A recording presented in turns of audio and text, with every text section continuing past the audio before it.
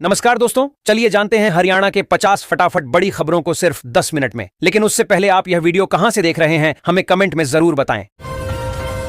सोनीपत के 2 लाख परिवारों के लिए बड़ी खबर। एक साथ मिलेगा 2 महीने का राशन। सोनीपत में करीब 2 लाख बीपीएल कार्ड धारकों को अब 2 महीने का राशन एक साथ मिलेगा।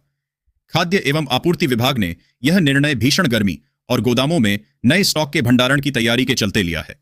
मई में गेहूं की खरीद के बाद नए स्टॉक का भंडारण स्टोरेज कार्य युद्ध स्तर पर किया जाना है। इसके लिए गोदामों में जगह बनाना अनिवार्य है। पलवल में हैप्पी कार्ड वितरण शुरू। बस स्टैंड से प्राप्त करें अपना यात्रा कार्ड। बसों में फ्री सफर का मिलेगा लाभ। पलवल में हरियाणा अंत्योदय परिवार परिवहन योजना के तहत हैप्पी कार्ड का वितरण शुरू हो गया है। हरियाणा रोडवेज पलवल के महाप्रबंधक जितेंद्र यादव ने जानकारी देते हुए बताया कि जिले में हैप्पी कार्ड उपलब्ध हो चुके हैं। जिन पात्र लाभार्थियों के मोबाइल फोन पर हैप्पी कार्ड योजना से संबंधित संदेश प्राप्त हुआ है, वे अपने अपने happy card Palwal bus stand से प्राप्त कर सकते हैं। हरियाणा बनेगा ग्लोबल हब। एनिमेशन, आईटी और गेमिंग कॉमिक्स सेक्टर में मिलेगी नई पहचान। करोड़ों रुपए होंगे इन्वेस्ट। हरियाणा सरकार राज्य को इलेक्ट्रॉनिक्स, आईटी, एनिमेशन और गेमिंग जैसे उभरते क्षेत्रों का वैश्विक केंद्र बनाने की दिशा में काम कर रही है। नई औद्योगिक नीति के तहत कंपनियों को विशेष प्रोत्साहन दिए जाएंगे, जिससे रोजगार सृजन और तकनीकी विकास को बढ़ावा मिलेगा।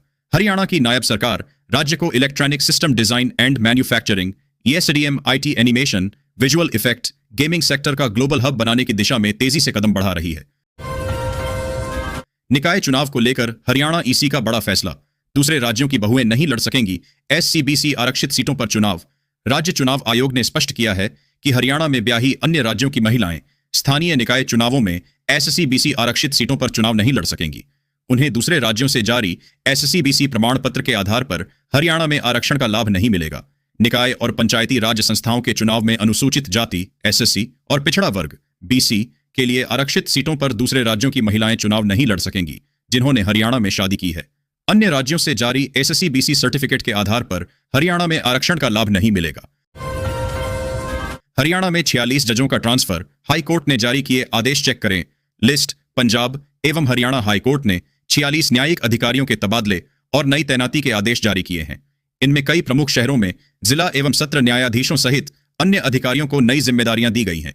पंजाब एवं हरियाणा हाईकोर्ट द्वारा जारी आदेश में हरियाणा के 46 न्यायिक अधिकारियों के तबादले और नई तैनाती की गई है। जारी सूची के अनुसार वाणी गोपाल शर्मा गुरुग्राम से पानीपत भेजी गई है और उन्हें जिला एवं सत्र न्यायाधीश के रूप में नियुक्त किया गया है। नरेंद्र सूरा को नारनौल से गुरुग्राम स्थानांतरित किया गया है।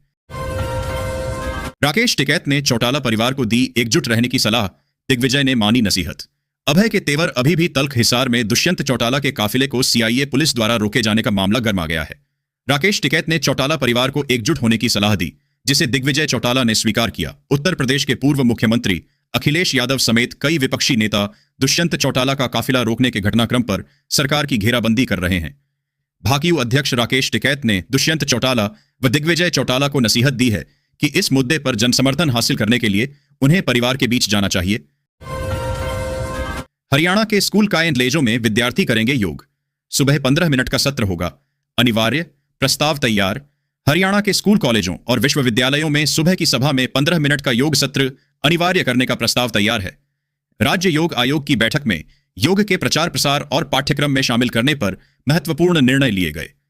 बैठक में योग आयोग के चेयरमैन डॉक्टर जयदीप आर्य, मुख्यमंत्री के ओएसडी भारत भूषण भारती, आयोग के आधिकारिक और गैर आधिकारिक सदस्यों के साथ साथ विशेष आमंत्रित सदस्य भी शामिल हुए। पंजाब हरियाणा एचसी का कड़ा रुख। आदेश की अनदेखी पर आईएएस अधिकारी को झटका। सैलरी से कटेगा 1 लाख का जुर्माना। पंजाब एवं हरियाणा हाई कोर्ट ने अदालत की अवमानना से जुड़े एक सेवा विवाद में हरियाणा के आईएएस अधिकारी मुकुल कुमार पर 1 लाख रुपए का जुर्माना लगाया है। यह राशि उनके वेतन से काटी जाएगी और मामले की अगली सुनवाई 25 मई को होगी। पंचकूला निवासी बीबी गुप्ता द्वारा दायर एक अवमानना याचिका पर सुनवाई करते हुए यह आदेश जस्टिस सुदीप्ति शर्मा की पीठ ने सुनाया। हरियाणा के सरकारी अस्पतालों में 69 फिजियोथेरेपिस्टों की होगी भर्ती। स्वास्थ्य विभाग ने एचपीएससी को भेजा पत्र। हरियाणा के सरकारी अस्पतालों में 69 फिजियोथेरेपिस्टों की भर्ती की जाएगी। साथ ही जींद और करनाल में नए सामुदायिक स्वास्थ्य केंद्र खोले जाएंगे। प्रदेश में सर्वाइकल कैंसर से बचाव के लिए 14 से 15 वर्ष की किशोरियों का एचपीवी टीकाकरण अभियान भी उत्साहपूर्वक चल रहा है। स्वास्थ्य मंत्री आरती सिंह राव ने बताया कि जींद के गांव उझाना तथा करनाल के गांव संभली में सामुदायिक स्वास्थ्य केंद्र सीएचसी खोला जाएगा। उझाना में सीएचसी निर्माण के लिए करीब 22 करोड़ और संभली के लिए 23 करोड़ रुपए स्वीकृत किए गए हैं। हरियाणा के पूर्व डिप्टी सीएम का पुलिस से विवाद, हाईकोर्ट पहुंचे दुष्यंत चौटाला, एफआईआर और सीबीआई जांच की मांग। हरियाणा के पूर्व उप मुख्यमंत्री दुष्यंत चौटाला का पुलिस से विवाद हाईकोर्ट तक पहुंच गया है। दुष्यंत चौटाला ने अपने काफिले को रोके जाने और जान से मारने की धमकी के आरोप लगाए हैं। उन्होंने हरियाणा पुलिस पर पक्षपात का आरोप लगाते हुए एफआईआर दर्ज करने और मामले की स्वतंत्र एजेंसी से जांच की मांग की है। याचिका में कहा गया है कि 17 अप्रैल 2026 को हिसार में उनके काफिले को एक सफेद बोलेरो वाहन ने रोक लिया। पंचकूला निगम चुनाव, भाजपा उम्मीदवारों की घोषणा होते ही आक्रोश, कई ने दिखाए तेवर। पंचकूला नगर निगम चुनाव के लिए भाजपा की उम्मीदवार सूची जारी होते ही कई स्थानीय नेताओं में असंतोष फैल गया है। टिकट न मिलने पर कुछ नेताओं ने निर्दलीय चुनाव लड़ने की घोषणा की है, जबकि सभी भाजपा उम्मीदवार मुख्यमंत्री के राजनीतिक सलाहकार तरुण भंडारी से मिलेंगे। वीरवार को भाजपा की सूची जारी हुई, जिसमें पूर्व विधानसभा अध्यक्ष ज्ञानचंद गुप्ता की पंसद और नापंसद का खास ख्याल रखा जाने की चर्चाएं हैं। वाहन रजिस्ट्रेशन घोटाला, हरियाणा सरकार का बड़ा एक्शन, एसीबी को सौंपी आरटीओ-एसडीएम दफ्तरों की जांच। अंबाला में वाहन पंजीकरण में फर्जीवाड़ा सामने आने के बाद हरियाणा सरकार ने सभी एसडीएम और आरटीओ कार्यालयों की जांच भ्रष्टाचार निरोधक ब्यूरो को सौंपी है। परिवहन मंत्री ने राजस्व विभाग के अतिरिक्त मुख्य सचिव तथा परिवहन विभाग के अतिरिक्त मुख्य सचिव को इस संबंध में निर्देश जारी किए हैं। अंबाला में एसडीएम कार्यालयों के माध्यम से तमिलनाडु सहित अन्य राज्यों में अधूरे पतों पर वाहनों के पंजीकरण के मामले सामने आए हैं, जिनकी जांच जारी है।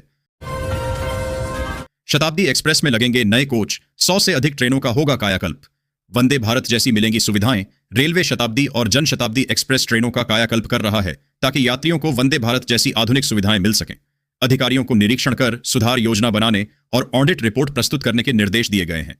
दरअसल semi high speed Vande Bharat express यात्रियों की पहली पसंद बन चुकी है, जबकि इससे पहले शताब्दी एक्सप्रेस यात्री की पहली पसंद थी।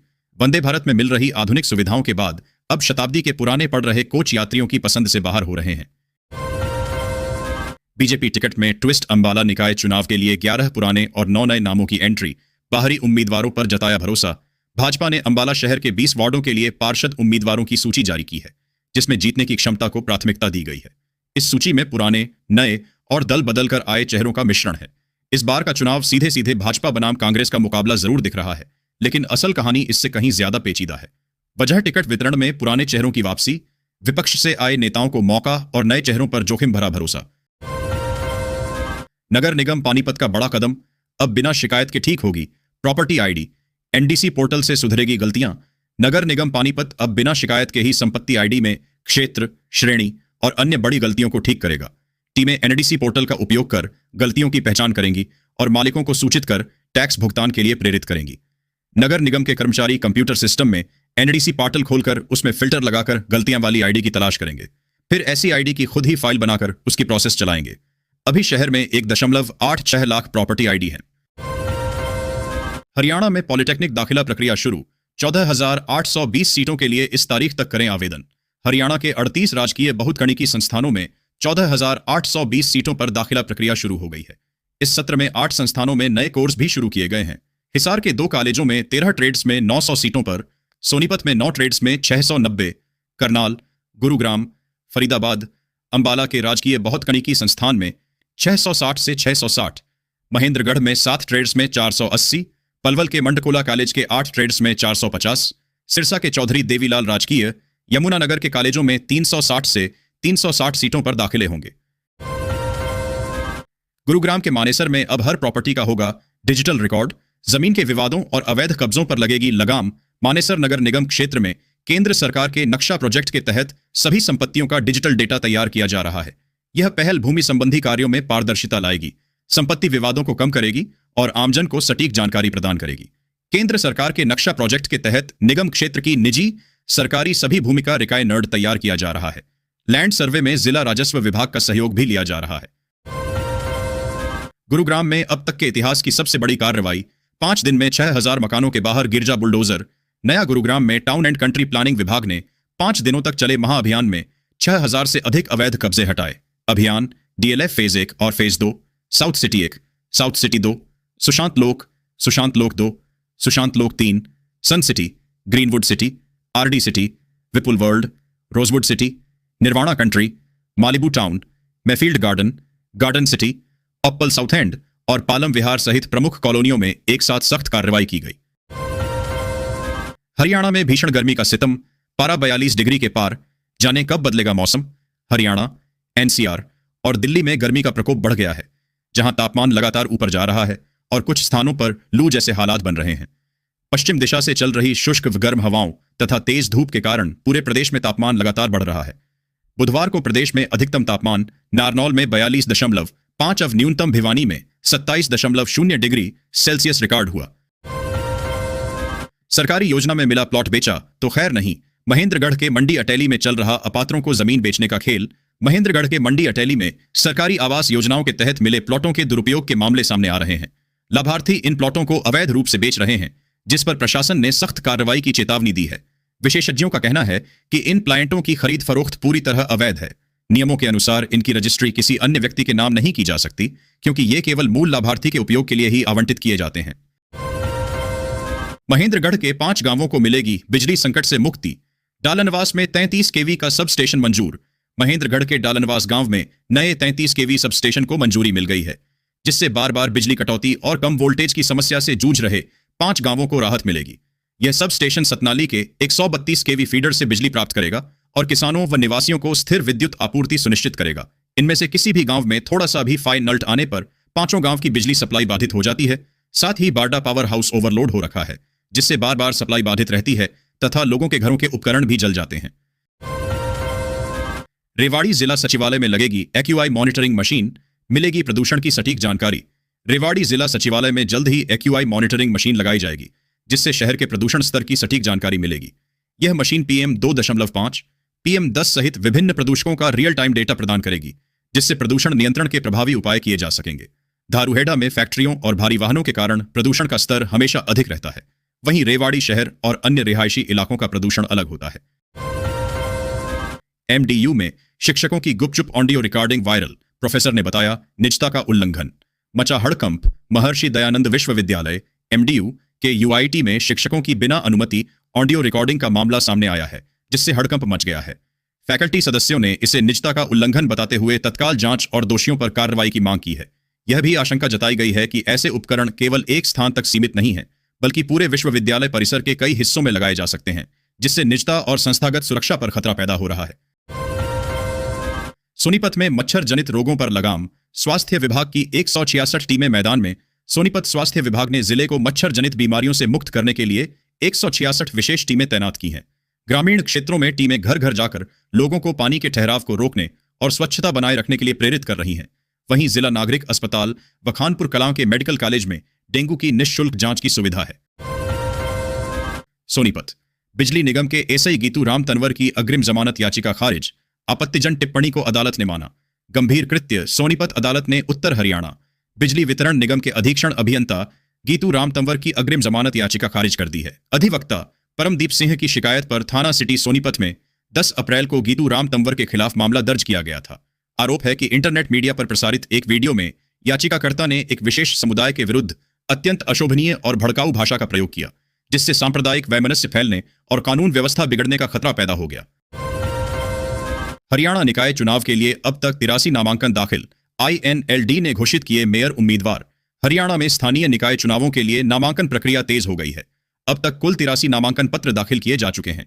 इनमें मेयर, पालिका परिषद प्रधान और सदस्य पदों के लिए नामांकन शामिल हैं। इसके बाद 27 अप्रैल को नामांकन पत्रों की जांच की जाएगी और 28 अप्रैल की दोपहर 3 बजे तक प्रत्याशी अपना नाम वापस ले सकेंगे। इसके तुरंत बाद उम्मीदवारों को चुनाव चिन्ह आवंटित कर दिए जाएंगे। वहीं इंडियन नेशनल लोकदल इनेलो ने प्रत्याशियों की पहली सूची जारी करते हुए एडवोकेट आनंद खत्री को सोनीपत और मनोज अग्रवाल को पंचकूला में मेयर पद का उम्मीदवार बनाया है। फेफड़ों की गंभीर बीमारी से जूझ रहे श्रमिकों को मिलेंगे 5 लाख रुपए। हरियाणा सरकार का ऐलान। हरियाणा सरकार ने फेफड़ों की गंभीर बीमारी से जूझ रहे श्रमिकों के लिए नई पुनर्वास नीति अधिसूचित की है। इसके तहत श्रमिकों को 5 लाख रुपए तक की एकमुश्त सहायता, मासिक पेंशन और बच्चों की शिक्षा व बेटियों की शादी के लिए भी आर्थिक मदद मिलेगी। नई नीति पीड़ित श्रमिकों के इलाज, मुआवजा, पुनर्वास के साथ ही विभिन्न कल्याणकारी योजनाओं का लाभ सुनिश्चित करेगी।